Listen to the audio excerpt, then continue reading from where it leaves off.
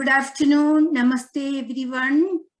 At the onset, I thank Dr. Sabharwal, the MGM Club, as well as the New Horizon for giving me this opportunity to confer with you whatever I know, especially in the COVID era. The reason for choosing this subject, because in COVID time, especially with the surge of Omicron variant of the virus, everything has become difficult. Starting from getting the vegetables, getting the specific ingredients, getting all other requirements. So when we get these things in difficulty, it is our duty to make sure we handle them safely and soundly to benefit all our home people, society, and in the broad sense, Canada. So with this introduction, I'm going to take you to my lecture on food safety in the home kitchen. So what are the things which can interfere with the safety in the kitchen? These are called contaminants. Contaminants are the products which bring contamination to the food. So there are three types of contaminants. The first one is physical contaminants. I am just giving few simple examples for easy comprehension. So one of the commonest physical contaminant is hair particles. Second is nail particles or nail polish. So these are common things which occur without our knowledge in the prepared food or during preparation. The second type is chemical contaminants. For example, these are, suppose when we wash the dish with washing soap, dishwashing soap, we don't rinse thoroughly, then the chemical particles which are present in the soap can enter into your food. So these are examples, very common examples of chemical contaminants. But being a microbiologist, I am going to concentrate on the microbial contaminants, which are very dangerous. So just to give an introduction, I am going to focus on microbial contaminants. So I am not going to digress from the topic because of the time constraint, but in general, microorganisms are microscopic in nature. They are very small, which cannot be seen in the naked eye. Omicron virus is one kind of microorganism, but it needs electron microscope to even review. But the contaminants which are causing food spoilage are mainly bacteria and molds. These are again microscopic single cell organism. Man, he thinks himself super, owner of billions of living cells, but microorganisms which are minute, which are only having a single cell, are most powerful, as in the case of Omicron variant of COVID-19 virus, which rules the world. So we have to be very careful in not introducing simple contaminants which are dangerous in nature in our food. So with this, I'm going to take you to the second slide, the importance of food safety. Food poisoning is more than a minor stomach upset. It can be life-threatening, especially for the elderly, as we are, pregnant women and their unborn babies, and people with compromised immune systems like cancer patients, people taking cellular therapy and other invasive treatments. So what are the common sources of contamination in our kitchen while we prepare the food. I'm just divided in a very broad sense to 6 components. The first one is raw material. People must be wondering what is raw material. For example, if you are making roti, the raw materials are wheat flour or any kind of flour, then any other spices, oil, salt. I'm not going to the water because water is again considered as a raw material, but without water, you cannot normally make any food. So these raw materials, it is better to buy from the same supplier. For example, if you are buying from any particular brand of food, for example, Great Value Foods or from Bulk Barn or from Costco, please follow the same because those products are quality controlled. So they know where is the source of contamination coming from. The second is the packaging components. Many of you have noticed, especially I'm not blaming the Indian products. The Indian products are very good, but the packaging, they are very loose and are of cheap quality normally, which can invite contaminants happening.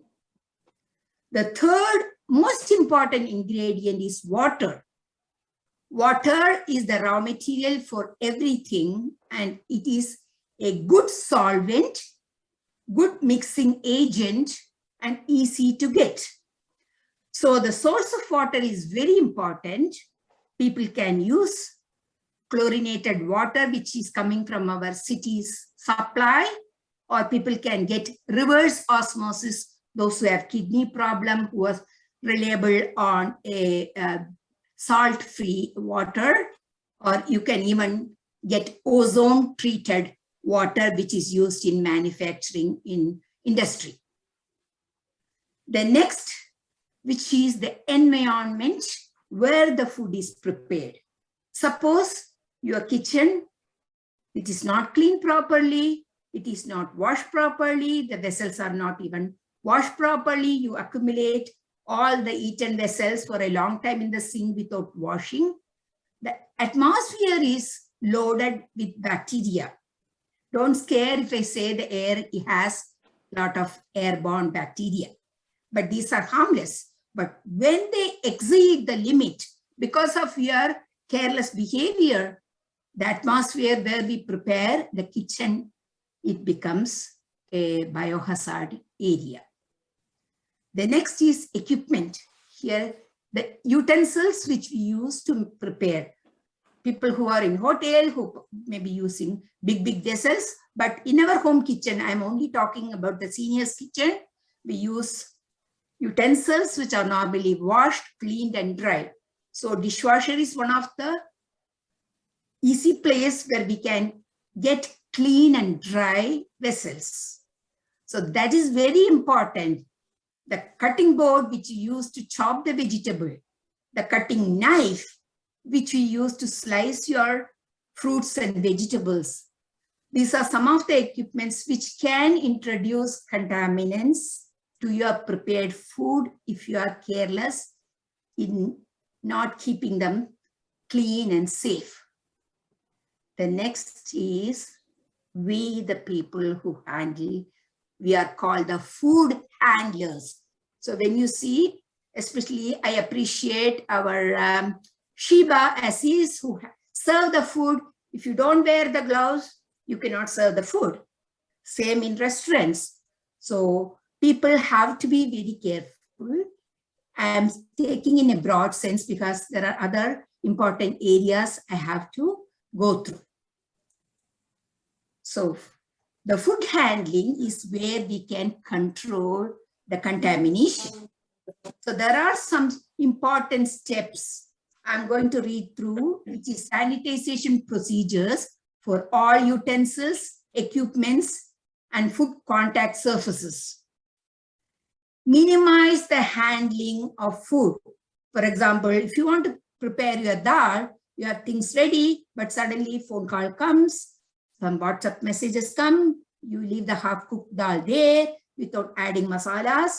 So the food which is not properly, completely cooked become a source of contamination. So try to minimize the time you spend in the kitchen, because the easier and earlier the cook, your product will be less exposed to aerial contaminants. So what are the good practices here? Wash your hands before, during, and after preparing the food. Clean and sanitize the food contact surfaces. Here, mainly the cutting board, the knife. Avoid allergen and cross-contamination. How do you avoid? By color coding and food fraud. So avoid allergen contamination, because there are some, especially our grandchildren, they are mostly allergic, many are to the peanuts, some to the mustard, some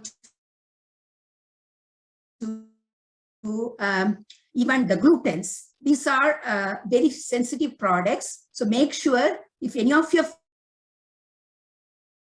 family member is allergic, don't use the kitchen vessel which you use to make a peanut butter or some sauce containing peanuts. So there are incidents where in the school, in a daycare where the food was prepared, one child was allergic to food, and the lady who cooked the food, she used the spoon which was dipped in peanut butter, and that caused anaphylactic reaction and sent the child to hospital.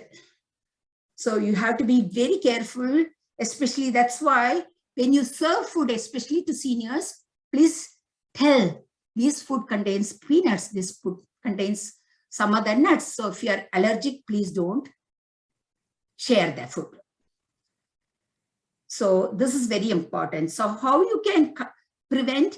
So please, if you have caps, same kind of bottles, use colored caps. So you know that bottle has peanuts, so we cannot readily use it. Next important step in preventing the contamination is hand washing. This thing you are seeing every day in the TV, in the washrooms. So put one in your kitchen so that even our grandchildren, they know that there is a rule of hand washing. So that makes you aware. So hands mainly contact the food contact surfaces, the ingredients, packaging, the doorknobs, the telephone, especially our cell phone, picking things from floor.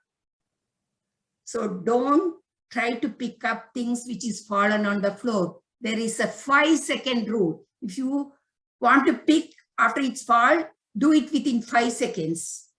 There's less chance of contamination. Never touch the body parts, especially while cooking. Use the same hand and then touch your face or rub your face, or when you sneeze, make sure you wash your hands. Place the things in the garbage. So when you even do your garbaging, there are chances that you touch the hands with your garbage. And sometimes you forget to wash, you go and start your kitchen preparation. So make sure these are small things, but that has caused contamination in big kitchens like Maple Leaf Food, other companies, due to carelessness. So I have concised some of the controls. These are called standard operating procedures.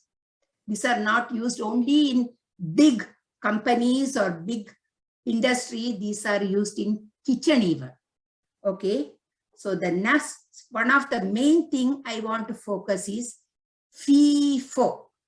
First in, first out. So when you make the food, what you cook first, like for example, today, first thing in the morning, what you cook, try to use within the same day. Or if you are going to refrigerate it tomorrow morning, use that first rather than using the one which you cook late. So what comes in first goes out first. It is against people who get laid off, who are last to come and first to go. Second is specifications. Please make sure when you buy a food product in a packet, read the contents very clearly. How to use. There are certain products, it is not like acid to water in a chemical lab, but even when you prepare the food, if you add the ingredients in a different way, the taste differs, the stability of the product differs. So try to read, be your own master, be your own teacher, and read those specifications, which are very important. Next point is traceability. Suppose one of your member in the family gets the food poisoning, has vomiting. So you have to trace, where did it start? Suppose it is from a salad. Where did you buy the salad? Which store it was? What was the best before date? When it was bought? So these things you please make sure so that you don't break your head. Next is training.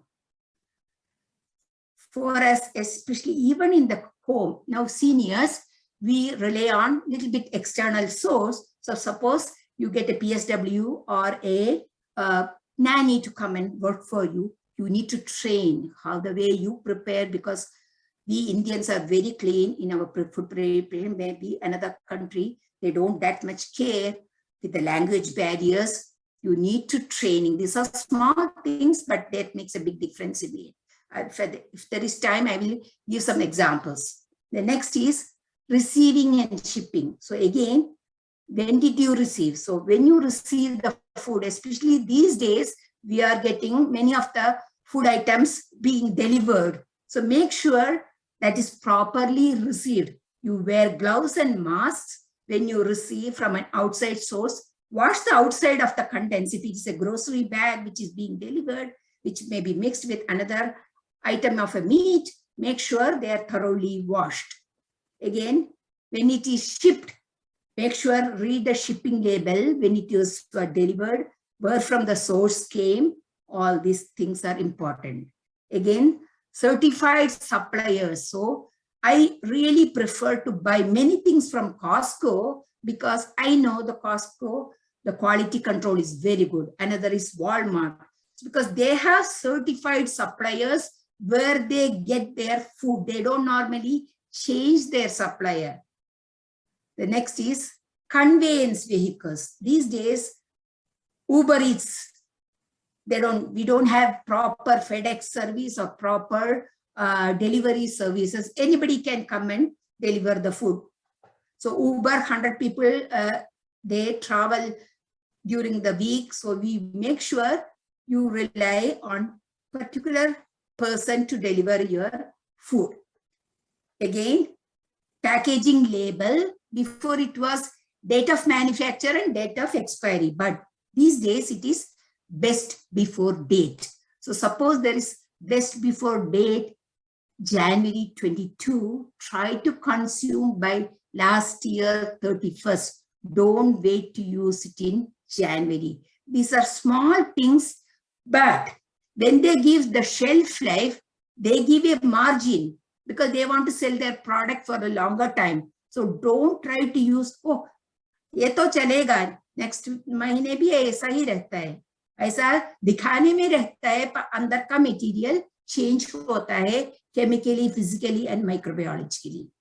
Again, storage. This is the most important. I really want to concentrate because of the COVID time. We can't prepare everyday fresh food because of the shortage of time, shortage of supplies. So we need to store the food prepared in a proper way. So this storage, you have to be like in it. Most of us are vegetarians, but even those who are non-vegetarians, we have to store the food if you want to use for 1 or 2 days in a clean refrigerator or in a clean freezer, and make sure the refrigerator, the temperature is between 4 degrees Celsius to 10 degrees Celsius. And in freezer, it is minus 20 degrees Celsius. Some of the modern refrigerator and freezers are come with the internal thermometer to see, but you can always check the thermometer by sense. You can feel whether it is not that cold. So make sure, try to avoid, and keep your cooked food in the topmost shelf, and those uncooked food, especially meat, in the lower plate of the refrigerator to prevent cross-contamination from uncooked food, especially meat, to the cooked food. Again, what is MSDS? It is called Material Safety Data Sheet. These are not only needed in a chemical lab, even in the home kitchen. Suppose you are using alcohol to clean your kitchen surfaces. Some are very finicky these days. They use isopropyl alcohol, different kind of chemicals, even Lysol wipes. But by chance it goes into your eyes, you know what to do. So that data is labeled on the bottle. So make sure when you open your bleach for laundry, look, there is a label with the material data sheet. What to do by accidentally it goes into your eyes. Second is, this one I even took in the first part, is the temperature control. So what is called shelf-stable food? Shelf-stable food are those which are okay to keep in the room temperature in your shelves in the kitchen or in your store cabinet. So make sure your room in winter, your room temperature is ambient or 22 degrees Celsius, which you can adjust in your thermostat. Because most of the unperishable food are stable. That means they won't perish during that temperature. And those who have to be kept in the refrigerator, please store in the refrigerator, as I told you, between 4 degrees and 10 degrees. And if it is to be frozen, like a meat or pizza, which you are not going to eat, or frozen vegetables, put it in the freezer and not vice versa. Again, when you, especially meat lovers, you normally keep the meat or any frozen atta even outside, but don't expose to room temperature more than 2 hours. You can put it in a running stream of water to thaw fast, and those who want to use oven or microwave to do that, but don't keep the meat overnight and use it for cooking next day, because by reality this has led to contamination in big meat factory. The next is packaging. So suppose you have to preserve your food. You have made a lot. You can't consume everything today. So make sure you keep them in airtight containers in the fridge or even in the shelves, which is like chutneys or sauces, which can be kept even outside for some time. Why? Because if you are keeping in a container not properly closed, even the refrigerator, there are bacteria which can survive lower temperature. So try to keep with a saran wrap or closely use. And when you use storage containers, please, I advise not to use the dollar shop containers to keep in the refrigerator for a week, because those chemicals again can cause some vapors which can be a little bit harmful. So if you have a stainless steel, if you have a Tupperware, or if you have glass containers, they are ideal to keep the food, which can prevent contamination. And again, when you try to pack your food, make sure you clean the surfaces very well, because if there is any bacteria introduced during the packaging, that bacteria will multiply doubling every 20 minutes, so on and so forth. And another important, as I always insist, it is most culprits are people who are careless, people who are cold. Please don't sneeze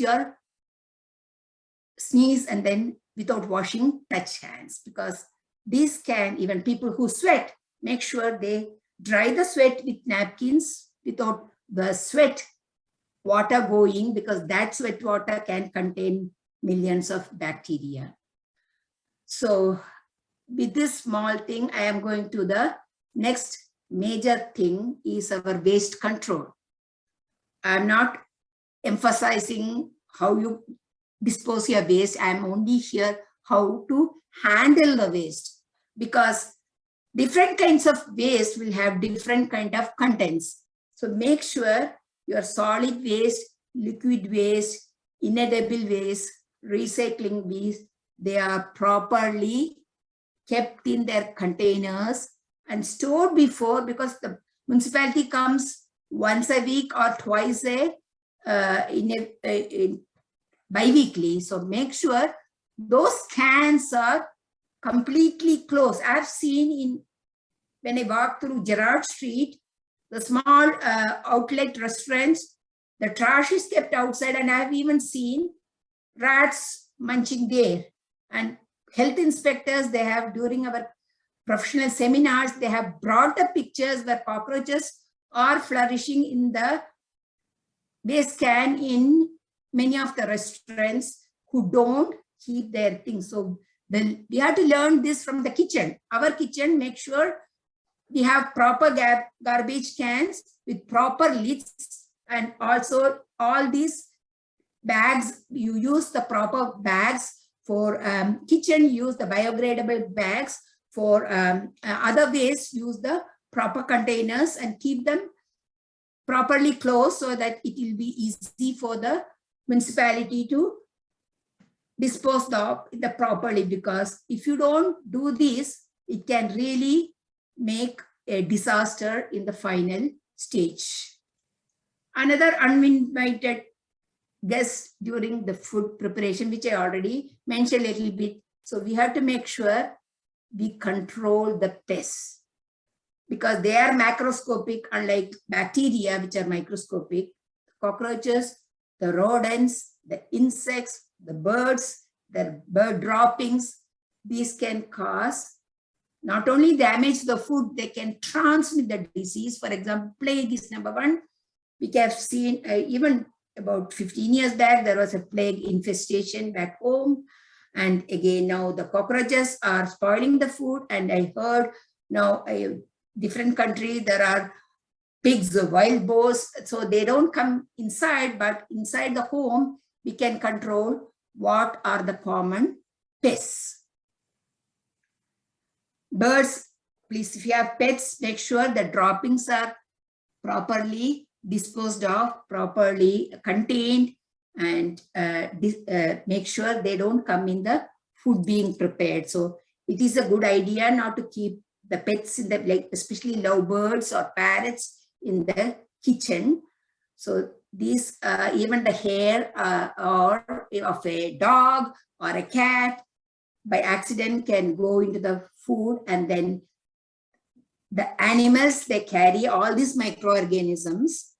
So I'm not going to the detail, but they are called zoonotic infection. So they are very dangerous. So make sure you keep your kitchen clean, free from any pest. And there are services like ABEL. If you have a cockroach infestation, call the pest control agency. They will come and control and make sure you are pest free. Especially this happens in apartment buildings where from one kitchen, it goes to 2-3 neighboring kitchens. So you have to control the whole premises. This everybody knows, I don't need to emphasize, but I just want to tell a few things here. And this is not only to the contaminants in the kitchen, I am also going to talk, it is connecting this with the Omicron variant as well. So when you have masks, here they are not put masks because I didn't know which mask to choose, because there are hundreds of types of masks. Before we started with blue disposable mask, then came the cloth mask, and now for the Omicron variant, I advise N95 mask because the air particles which they can filter is more quality control and more efficient. Just I want to, though it is not directly associated with my topic, but I just want to tell, every day you are hearing HEPA filter, especially with the school opening. I want people who know about the name of what is HEPA filter, please put in the chat box. I will check that later and give the credits. So just to, because of the time constraint, I just want to say HEPA filter is high efficiency particulate air filter. So in a home itself, if you are constructing a new home or you are trying to modernize, or if you are going to a senior home, make sure there is a HEPA filter in place, because that can filter the viruses, bacteria. But in an old home where already we are living, HEPA filter is very expensive and the filter need to be changed very often, depends upon the efficacy of the filter. So, but at home, in your furnace, make sure you change your filters.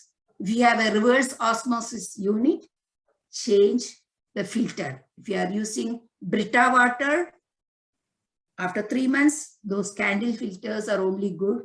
After that, you have to change. So don't assume, oh, I'm drinking filter water, I'm using RO water. But if you are using an RO water in your kitchen tap, make sure the maintenance technician guy, of course, they will come. But with the COVID, all these things, everything is delayed. You mark the date when the filter was changed, because these filters can be clogged with microorganisms, and instead of doing good, can do bad. That's why this education minister, they are all insisting HEPA filter has to be in the school rooms. So, but this can be done even at home if you have the finance and if you have the facility. If that is about the mask and the filters. The gloves. Gloves is not mandatory if you are using hand washing. But if you are going to a place to put gas and then you have to go to hospital for your appointment, you may wear a gloves, but use latex or powder gloves, or if you are allergic, don't use powder glove, but use a good quality latex gloves, which won't be torn off. Because sometimes gloves, when you wear, they tear and they do, you think you have a gloves, but you are more exposed to contaminants and infection. So please use proper protective gear to protect yourself, protect your family, protect your society, protect the nation, and protect the world. So with this small introduction to the subject of contamination control, I am winding my topic because I have given enough information for seniors to digest, especially after lunch. So thanks for listening. And if Dr. Sabharwal permits, there is yes, 5-10 minutes. Subhu, thank you very much for this wonderful presentation. It is very clear that what are the precautions which we are to take while preparing the kitchen items, and how we should keep it clean. So this is open for the discussion. Any member, if they have any questions, it is most welcome. Dr. Patodia, yes. ये मैं चंदा बोल रही हूँ. मेरा question उन्होंने mask के बारे में 95 क्या बोला, पूरा समझ में नहीं आया. कौन सा जो मतलब हॉस्पिटल में लगाते हैं उसको, वो वाले क्या? Yeah, you want me to show? I have to run down. And N95 mask, it's more white. Yeah, I have it. Yeah. So I didn't hear clearly. Yeah, so when you are, suppose you are going to an optometrist, or if you are going to a person whom you have to be in close contact, like right, where you cannot keep the 6 feet distance, right, then you better use it. That's why they are giving to teachers, because they are handling 100 students. So the air particles, the virus particle, the Omicron virus will not transmit through by one person to another if you are protected by N95 mask. Yeah, this is the one. Yes, exactly. Thank you. No worries. And this again, it's a good idea. Suppose you are working, you are cleaning your house and there are toxic chemicals and people are like me, I have asthma. So these chemicals again, this N95 mask will absorb the chemicals and won't transmit so that it won't go to your lungs and can. Chandaji, you have a asthma. I mean, sorry, I am not sharing the confidentiality, but this is better, especially for you, because of the lung capacity will not be that much. So the N95 mask is breathable. So it won't. Yes, prevent as you Sabharwal from. said, it was very nice. जिनको नहीं भी मालूम भी हो तो repeat हो जाता है कि फ्रिज में क्या टेम्परेचर रखो, फ्रीजर में क्या रखो. It's a very nice. I really enjoyed it. Thank you very much. Thank you so much. And really, I'm welcome for negative feedbacks also, because, you know, it's a vast subject and I don't know how much to comprise. And if I start Doctor, talking in I Hindi. want to say something. Yes, Yes, Anju ji. Yes. Saviji, thank you so much. It was very important subject, but I want to say it was more technical. Could you share some slides with us? Yeah, Dr. Sabharwal will be posting those slides into all the members. Okay, I will share it, but even I have shared the screen. You could do it anyway. You send it to me, I'll send it to everyone. Yeah, because it is more technical. You are telling it is more technical. So make it layman's language and it but little simple. Anjuli, thanks for your feedback. But science, if you hear Dr. Bogosh talking for layman, it is technical because the subject is a little bit more technical. I'm not talking about the nutrition. I'm only talking about the contamination control. Yeah, that is okay. Yeah. Thanks for the feedback, but I will try. I don't know, because I cannot dilute the contents by making like a layman's language. We can benefit from the slides. We can read and retain more. Yeah. Thank you. Okay. Subject is very important and interesting also. You all will get it, no problem. Thank you. Okay. Without them, you will get it. Yes, Tejwan I ji has have a one question. Yes, Yes, Tejwan ji. Okay, Savi, you Yes. said for the defrosting.